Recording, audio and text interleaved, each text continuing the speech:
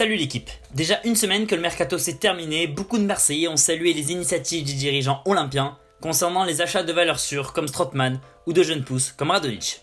Seulement, d'autres ont aussi beaucoup fustigé sur l'immobilisme du club concernant le poste d'attaquant et cette focalisation de la part des supporters sur le poste de numéro 9 fait parfois oublier qu'il y a un secteur dans lequel l'Olympique de Marseille devrait peut-être se renforcer, celui des gardiens de but. Car avec deux portiers vieillissants, Yoann Pelé 35 ans et Steve Mandanda 33 ans, l'avenir est loin d'être assuré à ce poste tellement important. Au point même qu'en dépit de son statut d'international et de légende du club, certains se demandent si le moment n'est pas idéal pour remplacer le gardien phocéen pour qui les blessures s'accumulent. Pardon. Alors, il phénoméno est-il toujours le meilleur gardien de France comme crient certains? Ou bien le déclin de Mandanda annonce pour lui un départ inévitable? C'est l'épisode 1 de Par le maillot. Yo, j'ai pris des cartons, j'ai trop tiré la vie par le maillot. Ramasse à vie et conseil à la paix.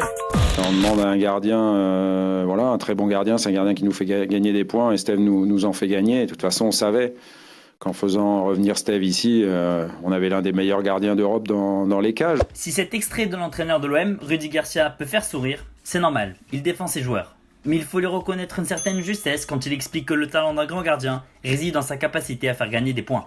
Mais comment quantifier et mesurer cette capacité-là et surtout, comment classer les gardiens décisifs à partir de statistiques pertinentes? Cette réponse, c'est lui qui va nous la donner.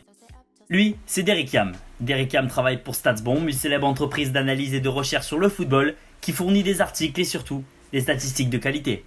En mai dernier, Derrick a présenté sa meilleure façon, selon lui, de différencier les gardiens entre eux au-delà de la simple comparaison de valeurs classiques comme les buts concédés, le pourcentage de tirs arrêtés ou encore les clean sheets que l'on peut considérer comme inefficaces.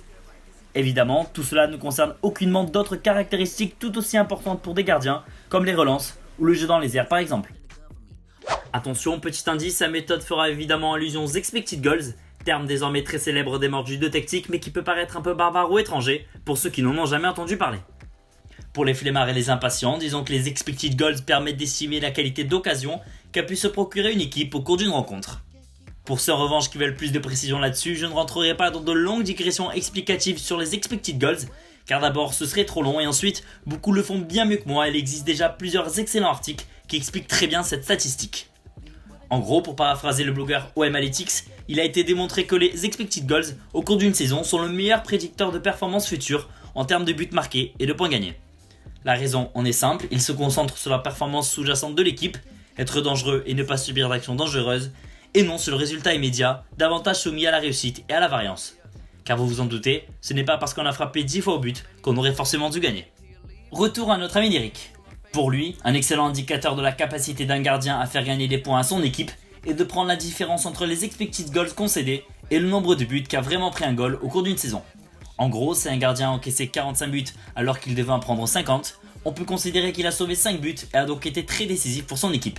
Si à l'inverse, un goal a terminé la saison avec 35 buts encaissés alors que son nombre d'expected goals est égal à 30, on peut dire qu'il a coûté quelques buts à ses coéquipiers. Ce n'est évidemment pas la première personne à penser à ce chiffre pour évaluer un bon gardien. Les excellents sites Chronique Tactique ou Côté Stats l'ont notamment déjà fait plusieurs fois, mais Derrick Yam ajoute à cela une variable très intéressante pour évaluer les arrêts des gardiens, qu'il obtient en divisant la différence de but dont je vous ai parlé plus tôt par le nombre de tirs cadrés qu'a concédé un gardien. Maintenant que l'explication est terminée, voyons qui sont vraiment les meilleurs gardiens de Ligue 1. Yo, j'ai pris des cartons, j'ai trop tiré la vie par le maillot. Ramasse à vie et conseil à la paix. Au risque de décevoir l'ami Rudy, il n'a pas vraiment raison si on s'en tient à nos statistiques, trouvées sur Understat. Sur ce graphique sont exposés tous les gardiens de Ligue 1 ayant joué au moins 10 rencontres lors de la saison 2017-2018, c'est-à-dire la saison dernière. Et première observation, les gardiens les plus décisifs ont été Benjamin Lecomte de Montpellier, Thomas Koubek de Rennes et surtout Régis Gurtner d'Amiens pour qui les chiffres sont impressionnants à l'échelle européenne. Sur 47,43 expected goals encaissés hors pénaux et CSC, l'Amiénois n'en a pris que 37, soit 10 buts sauvés. On peut ainsi considérer qu'il a été un énorme artisan du maintien des Picards l'année dernière. Mais si l'on jette un œil plus bas, c'est la place de Mandanda dans le graphique qui frappe le plus. En effet, le portier marseillais traîne dans le fond du classement et l'on peut estimer qu'il a coûté 5 buts à l'Olympique de Marseille, encaissant beaucoup plus de pions qu'il aurait dû en prendre, d'après les statistiques. Je pense notamment à plusieurs matchs que l'OM n'aurait pas dû perdre l'année dernière, comme face à Rennes, Lyon ou Strasbourg. Mandanda serait donc l'un des gardiens les moins décisifs du championnat, ce qui est très problématique pour un club qui joue chaque année pour une qualification européenne et ce qui rend presque incompréhensible son trophée MNFP du meilleur gardien de Ligue 1, obtenu en mai dernier. Mais surtout, Il Phénoméno a clairement perdu son lustre d'antan et a croulé sous les critiques après son implication, vraie ou fausse, sur le but de Griezmann en finale de l'Europa League.